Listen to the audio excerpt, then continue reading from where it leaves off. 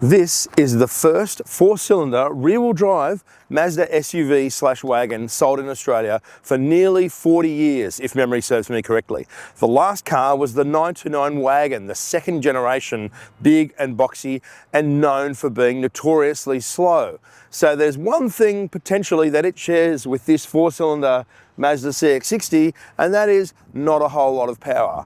What we're here to find out is, what is the CX-60 like to drive with 71 kilowatts less power, 200 Newton meters less torque, and 150 kilos less weight? I'm Nathan Ponchard, and this is Chasing Cars. Chasing Cars, honest reviews of your next car. Brought to you by Budget Direct. Under the bonnet is the 2.5 litre Skyactiv G four-cylinder that's been around since the early 2010s. Mazda says they've sold over 400,000 of this engine in Australia, and it has been in the CX-60 since it went on sale in Japan in 2022. It's finally here in Australia to potentially boost volume, although they're saying it's to give buyers greater choice. The CX-60 is selling quite okay in 2025. It's done almost 4,100 sales till the end of September. That's around 400 less than the Lexus NX, which is its closest competitor in the over $60,000 medium SUV category. This car here is the G25 Touring. It's $52,240 before on-road costs, so well under that $60,000 category that the CX-60 is put in against those other premium medium SUVs. But there's also an entry-level Pure that starts at $44,240. That's $6,000 less than the six-cylinder version, or $47,990 drive away, which is also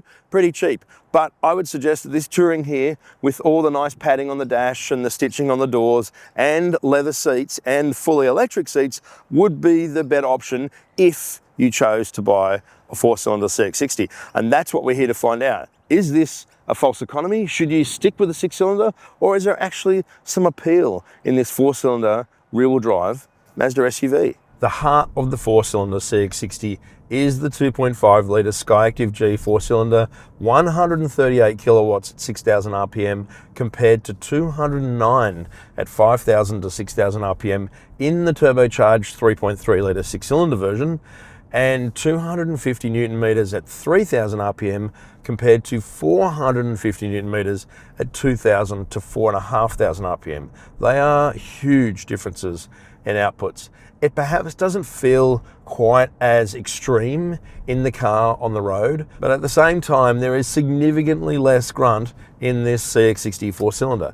We have had the engine turned longitudinally, and it does connect to Mazda's own 8-speed automatic instead of the 6-speed in the CX-5. So that does give it a bit of pep off the line. I'm estimating its 0 to 100 time to be somewhere between 10 and 11 seconds, whereas the six-cylinder is under 7. So that again is a big difference. I think this engine is better suited to the CX-5 in terms of its overall performance, but more to the point here is that the CX-60 four-cylinder has two drive modes. One is normal and one is sport. They are easily accessible with the drive mode MI drive button little toggle down here, but at the same time, it kind of needs to be in sport mode a lot of the time to give it that sort of light throttle pep and response. Otherwise, you can be going up an incline and it's just slowly losing speed, because it is so tuned to try and give it a level of fuel economy. And that's the thing. It actually uses 0.1 of a litre per 100 kilometres more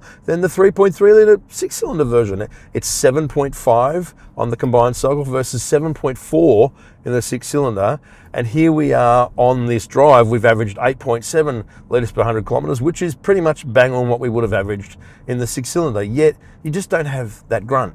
While, again, it's not as unrefined as you might think it is, and it isn't as slow as you might think it is, it's just the drivability of it that just isn't really there. Where the six-cylinder car is effortlessly torquey and doesn't need to be wrung out. When you wring the six-cylinder version out, it feels a lot better suited to the CX-60's latest suspension tune, the second redo of this chassis setup, and it is a lot better, and it really does work in a performance aspect, but I'm not sure that the components that are in the four-cylinder version are as high quality as the ones in the six-cylinder. It doesn't ride particularly well. It just doesn't feel as high quality in its firmness as the six-cylinder version. can't say from back-to-back driving, but it just doesn't feel quite as sweet. It doesn't all gel together quite as well. So what we're left with is an engine that is quite doughy, unless you put it in sport mode, no more economical than the 6-cylinder version. The steering retains the elements of the other car, so fairly heavy in its weighting, 3.3 turns lock to lock, which is a fair amount. We have a very firm ride, firmer I think than the 6-cylinder version, and a car that doesn't really have that much grunt. Here's the 4-cylinder from a standing start in sport mode.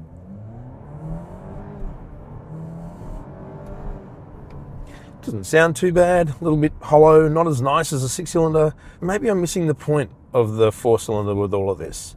Like, if you're an older buyer, certainly someone that's loyal to Mazda, retired, don't do a whole lot of stuff, don't drive particularly far or quickly and make any demands of your car, then I can see how the CX-60 could be really appealing, because $6,000 at that base level is a lot of money when you're not earning a wage. But at the same time, I don't think that the overall cohesion of this 4-cylinder is quite where it could be. I just wish it steered a bit more crisply. I certainly wish it rode a bit more supplely. It deserves to have a much better ride than it does. Certainly for the sort of buyer that might consider the 4-cylinder, I don't think the brakes have quite enough assistance. They're a bit wooden, even though they're fine when you really need everything they have. It's just not all quite there. And also the calibration of that normal mode, it needs to be a little more on its game. It's trying to give it a good fuel consumption number, but I think in the real world, it's going to give it worse consumption than it could if it was tuned properly.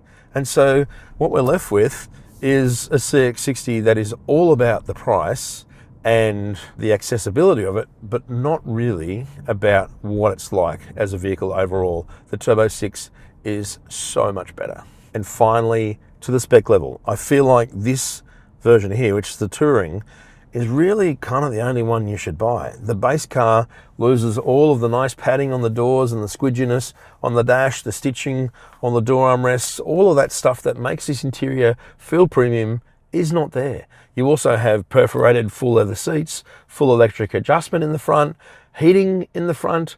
Those things really do make quite a difference to the driving position, the seating comfort, and the enjoyment of being in here. And so that base Pure at that base price and at $47,990 drive away, I just feel like it's not the CX-60 at its sweetest. It is simply about offering it at its cheapest. If you were dead set on buying a Mazda CX-60, then perhaps this Touring 4-cylinder version here might be for you. But I would suggest that this is a little bit of a false economy.